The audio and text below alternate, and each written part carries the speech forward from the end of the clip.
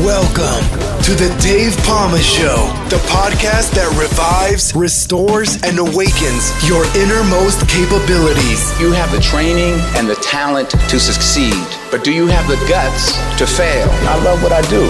When you love what you do, you want to be the best at it. Today is about the power of you. You will change the world. Find your path to success through the journey of those who have succeeded. And now, your host, Dave Palma. Hi, welcome back to the Dave Palma Show. And with me in this episode, I have the leading authority on diagnosing and treating chronic pain. He's written 3 books and performed a PBS special regarding the issue. Dr. Mitchell Yass, DPT, welcome to the Dave Palma Show. Thanks for having me, Dave. Happy to be here. Yeah, delighted to have you here as well, Dr. Yass, or do you prefer to be called Mitchell? I don't mind, but yeah, whichever. Well, yeah, pain's obviously been, obviously looking at the work you do. I worked as both an athlete, track athlete, and there's always injuries. I injured my hamstring actually, but obviously it looks like you work with a lot more than that. And obviously as a firefighter, you could go through pain, obviously, the physical side. So I have an understanding, but obviously yours goes more deeper than that. In regards to that, there's all kinds of pain people will have, for all kinds of reasons. So how do we live pain-free and fully functional? So you have to start at the beginning when you have pain and recognize that the pain itself is coming from a tissue in distress, right? So it's a signal from a tissue trying to create conscious awareness of the distress of that tissue. That tissue is trying to scream out to you to say, I'm having a problem, I need help, this is the type of symptoms I provide to let you know it's me. So with that understanding, the only true way to get a proper diagnosis is to interpret the symptoms themselves. The primary mechanism by which the global medical establishment attempts to diagnose is through MRIs, right? They find herniated disc, stenosis, arthritis, pinched nerves, things like this.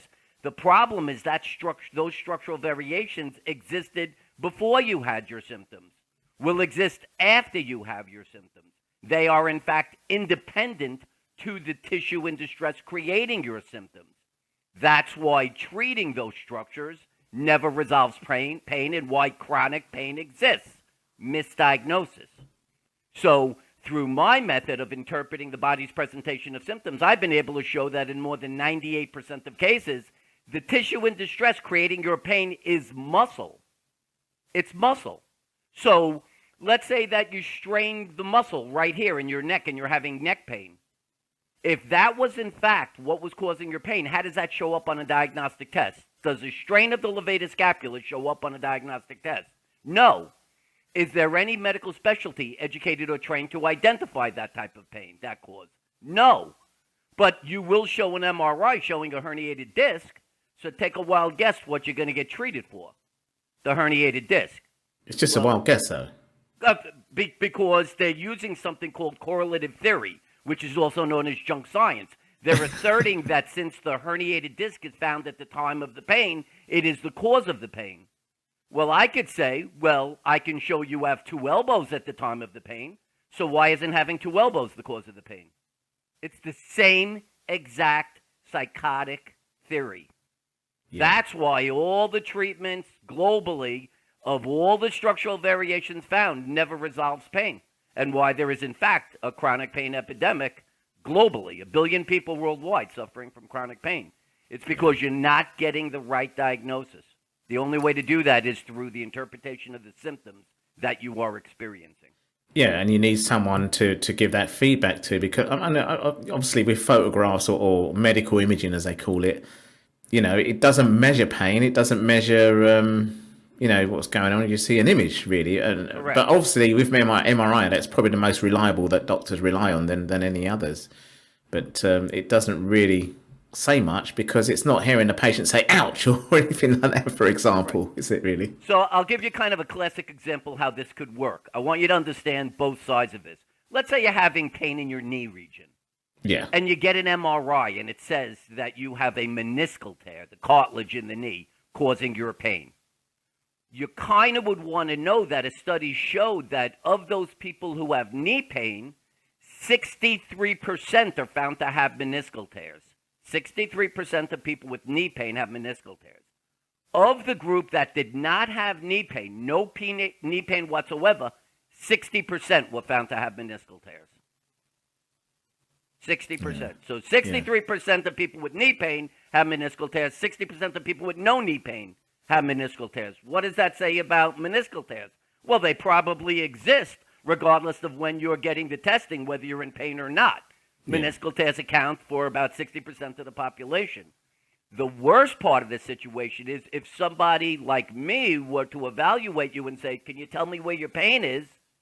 You're going to find out that where you're experiencing your pain is not where you would expect pain to exist if a meniscal tear was to cause pain. So you're not even having the symptom in the right spot to accept that as a legitimate diagnosis. Yeah. And yet, because it was found on the MRI, it is perceived to be the right diagnosis. So you get treated for the meniscal tear. You get your surgery. And guess what? You still have the same exact pain as before.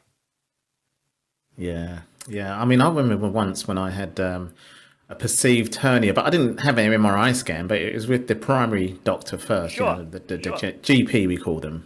Right. So obviously, some of them are called, jack of all trades, but master of none. Right. And he said, oh, it looks like you got a hernia. And I had to, in the UK, we have to go on a wait list because it's free. Well, it's free medical care, basically. So, right. I waited about, I was training as an athlete, as a track athlete, and I was a firefighter at the same time. I still carried on working as a firefighter. It wasn't a problem. But if it was a perceived hernia at the time, I would have been off, it would have got worse. So it made me think, okay, well, I better not, carry on doing my track training because that's quite more, intensive, or any weight training or anything like that. But obviously I carried on working as a firefighter because I could get away with doing it. And obviously that was paying my paycheck. Well, anyway, 2-3 months went where I had to completely stop the more intensive workout for competitions. It was like literally just only stay fit for your job. Right. I got to see the specialist, and then he said, "This is just a classic groin injury. It's not a hernia at all." So I mean, these MRI scans are not going to measure that either, are they? They're not even hearing me saying, "Oh, this hurts here in this place," is it? Right. That to me is the most amazing thing that people talk about. So regardless of the medical practitioner you go to, whatever their degree is in, how come the very first question that's asked isn't, can you point to where your pain is? Yeah. Or what brings on your pain? What makes your pain go away? Show me where your pain begins and where your pain ends. Aren't you supposed to be interpreting the symptom that the tissue in distress is creating so that you could... That's why it's creating that tissue. When you sneeze, why do you sneeze? You think it's just arbitrary? You just, I'll just sneeze. No, because the mucosal lining in your nose has sensed an antigen is there. Yes. And it's telling you to sneeze to rid yourself of it, right? Yeah. So the mucosal lining makes you sneeze. That's the way all symptoms are representations of a tissue in distress. And you have unique symptoms to help identify which is the tissue creating it. Whether it's a bone, a muscle, or a nerve, they all are going to create unique sets of symptoms. When it comes to muscle, what makes it so unique is that beyond the actual pain you're experiencing, muscle is responsible for posture. So let's say you're having lower back pain, and I notice that you have this, instead of a very subtle arch in your back, you have an extreme arch in your back. Well, is that to be ignored? Or is that possibly a corroborating symptom to indicate that the back pain you're having is coming from short muscles that are straining and eliciting pain, as well as creating the excessive arching in the lower back? What if you have a problem where you sit, you go to stand up, and you can't quite get up there? You have to push your hands on your thighs and get yourself up. Well, that's an altered movement pattern. Is that to be just ignored? That doesn't mean anything? You happen to have that happen simultaneously while you're having your pain? That doesn't mean it? Of course it means something. So when there's muscular deficits, as I've said there are in 98% of cases, I can assure you that you will find correlating alterations in posture and alterations in movement. And those are the types of keys that can then help you identify which is the muscles that are responsible for the symptoms. Then you just have to strengthen the appropriate muscles using progressive resistance, get the force output of all your muscles to be stronger than the force requirements of your activities. As you said, there are physical demands to do activities. When you're strong enough, you're asymptomatic and fully functional. Yeah. Well, okay. Well, I see that you've developed something called the Yass method. Obviously, I don't know where that name came from, but can you tell us more about that? Yeah. So the way this whole thing happened is that I went to physical therapy school like hundreds of thousands of other people, and I end up, you do your affiliations, and finally you end up working. And so you go out there based on your education and your training, and like I said, what would happen is I'd be treating somebody and they would come for treatment based on the diagnosis achieved through the MRI that they had a meniscal tear. And I don't know why, maybe I'm the only person on the planet that decided to say, well, where's your pain? But that seemed like the most logical first question. And I would do that, and let's say they had pain around their kneecap. And they're being told that the meniscal tear is the cause of that. Well, it turns out the knee joint is made of two joints, the joint between the thigh and the lower leg bone. And then there's the joint between the kneecap and the thigh bone. Well, the meniscus lies in the joint between the thigh bone and lower leg bone. Well, it can't cause pain in another joint, the joint between the kneecap and the thigh bone. So it's literally physically impossible for that to be the correct diagnosis. So I would then go on to say, well, what could cause pain around the kneecap? Well, it turns out the kneecap is attached to the thigh muscle, the quad. And alterations in the pulls of the thigh muscle can alter the compressive forces of the kneecap in the knee joint. So if you have a tight quad and you start to bend your knee, that kneecap gets compressed excessively and creates pain at the joint. So you're having joint pain, but it's a muscular cause. So I would simply stretch the front thigh muscle, strengthen the back thigh muscle, and within 3 treatments, the person's pain-free. Now, how do you account for the meniscal tear? Well, the meniscal tear is still there. It's just not an acute tear. It's a degenerative tear. It's taken years to develop, and it's completely independent to the cause of the pain, the tissue in distress creating the pain. So I resolve that person's pain. They will go on the rest of their life with a meniscal tear, and it will have no effect on their life. That's what you want to appreciate about these structural variations. They are like wrinkles on the face. They are not like cancer. The medical establishment would have you believe that upon the identification of a structural variation on an MRI, it requires treatment by merely existing. That is pure, utter crap. Meaningless crap. It is like a wrinkle, a deformation of the skin, and yet the integrity of the skin is still fully intact. No antigen is going to get through your skin at a wrinkle as it will in your perfect skin. There is no difference. Yeah. So structural variations are more like wrinkles than cancer. That's what the population must eventually come to recognize. Yeah, I mean, MRI scans can't measure inflammation and stuff like that either, so it's not really seeing any of that. And it's not even chronicle based. How long has that structural variation been there? Can it tell you how long it's been there? Of course not. Yeah, exactly, yeah. Could have been there 30 years, 40 years. I read one in the recent story that someone who got treated for cancer, they thought there was a tumour there and they're working on it for 2 years, and it ended up being just some part of... just some, I don't know, plastic or something where they was operating it. It was left in their body, and they just thought it was still a tumour. And the MRI scan obviously isn't going to differentiate what it is. It's just it's an image. A picture of something, isn't it? That's all. It's just an image. And by the way, what your point is actually extremely valid. It's not exactly incredibly accurate. Innumerable people have been told that the pain at the knee joint was that meniscal tear. They go in, oops, there is no tear at the meniscus. Yeah, it's something else, So, but what to do about MRI scans or any other ultrasounds or any other thing? I suppose it's just to guide them, isn't it? Really, just to help. Well, if you want to do the right thing, then what you do is you use the Yass method to interpret the body's presentation of symptoms. in more than 98% of cases, it will present as a muscular cause. It is your symptoms will show that it's a muscle responsible, right? But what about that other 1.5 to 2%? Well, if I evaluated somebody and I thought that, in fact, they legitimately were bone on bone, which you can't identify through an X-ray or MRI, you have to look at a physical presentation and see that there's a major loss of range of motion, and at that end range, it feels like a bone hitting another bone. That's the physical presentation of being a bone on bone. If I found that physical presentation, then I would send them for the X-ray or MRI. At that point, just to corroborate the picture, to confirm it, right? But it's not reversed. You don't treat based on the MRI and ignore symptoms. That's insanity. No. And yet it is the global mechanism. So, just think of diagnostic testing as a means of corroborating the interpretation of symptoms, because as you just said, and you keep saying, symptoms are real.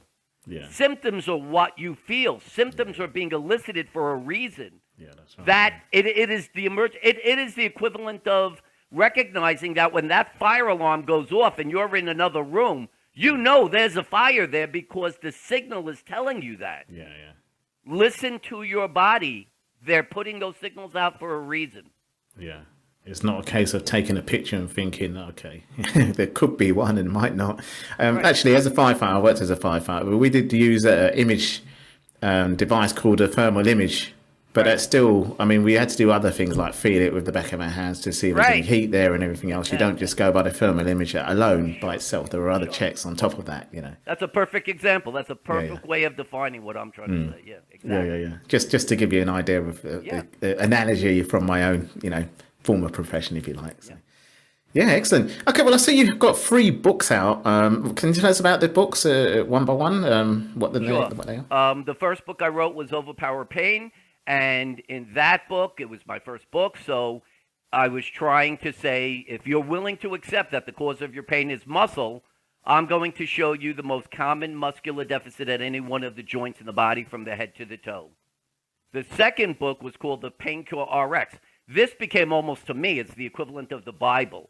So here in this book, I'm going to provide evidence as to why diagnostic testing shouldn't be followed, and then I'm going to show you ways of looking at symptoms to identify whether the cause of your pain is structural or muscular at the primary places where most people have pain. The neck, the mid-back, lower back, gluteal region, hip, shoulder, and shoulder, and knee. And if it could be muscular, I'm going to show you the testing mechanisms I use through my method to determine whether it's muscular. And if it is muscle, show you the exercises you would need to do to resolve your pain. And then finally, the Yass method for pain-free movement is now taking away looking at specific joints and looking at functional types of activities where you may have a deficit. So you can't sit at a computer for too long because your neck or your back hurts. You can't reach up and put luggage up on a luggage rack if you're getting into an airplane.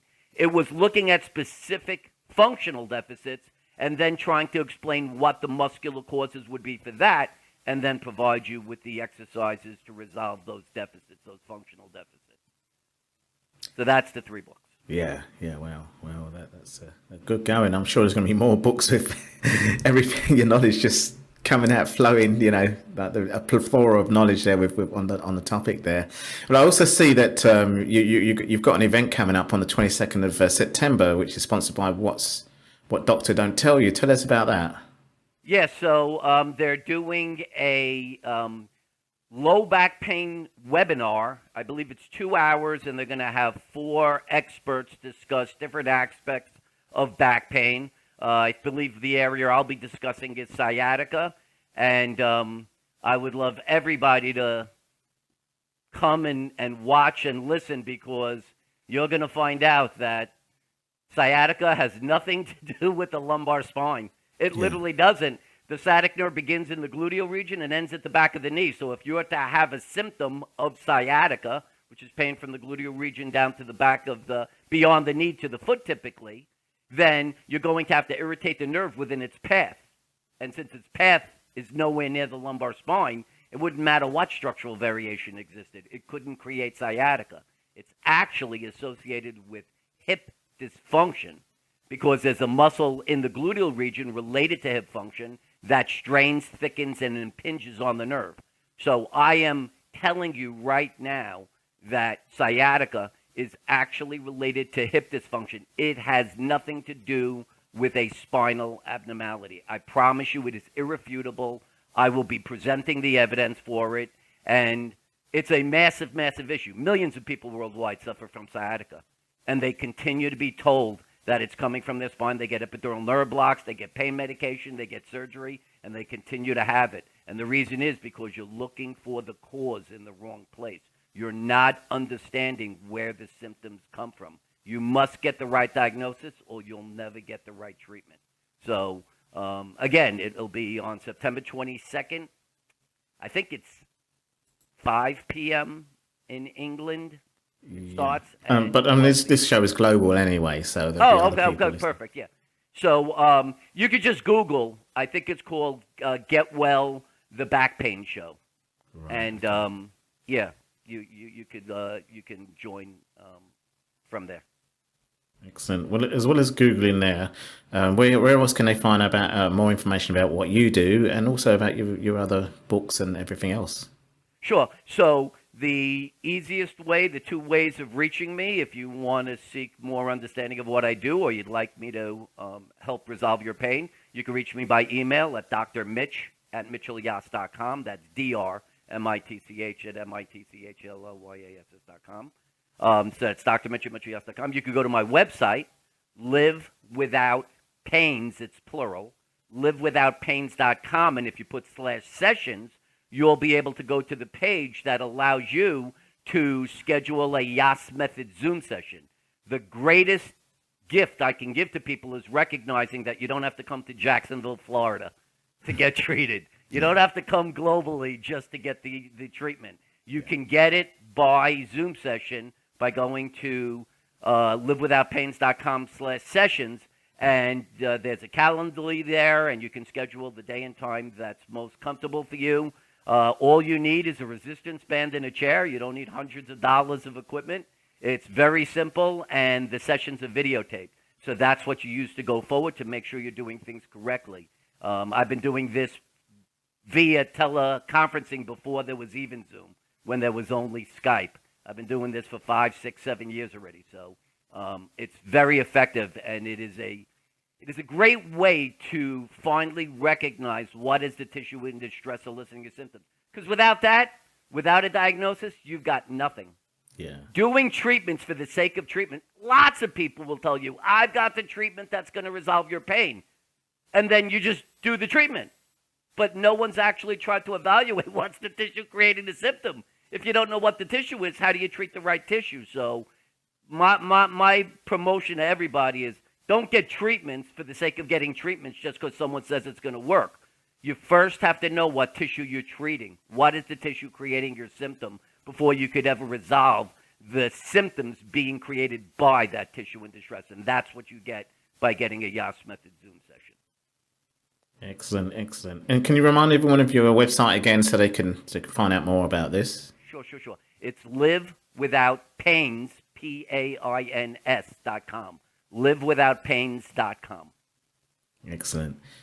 Well, Mitchell or Dr. Yass, whichever you prefer, it's really been informative what you've explained. It's quite it's common sense in a way, but it's also groundbreaking because you're telling the truth about what's really going on in terms of, especially with misdiagnosis, which does go on quite a lot with doctors, and they wouldn't want to admit it because obviously they've got, they've got their own license to kind of protect and stuff like that. And they also want to know that they're keeping this knowledge. But, sometimes it's very difficult. But of course, you're telling the kind of common sense truth about what it is that really you need, to find out. And ultimately, the thing that the person has to make the decision on is, are you going to continue to follow a process that for months or years has done nothing to resolve your pain?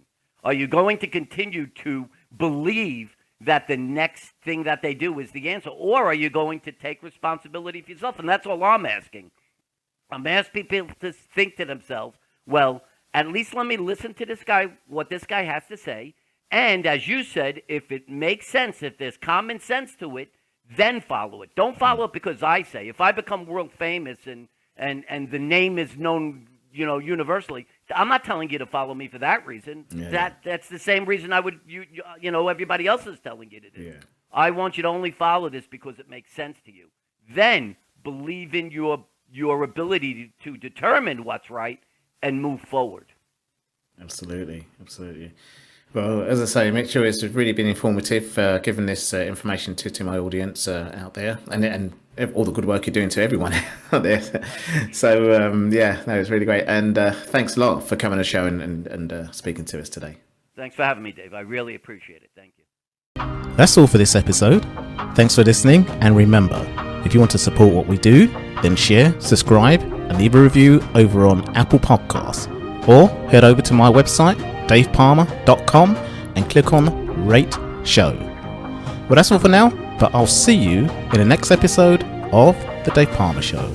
Follow us on Facebook, Twitter, and Instagram.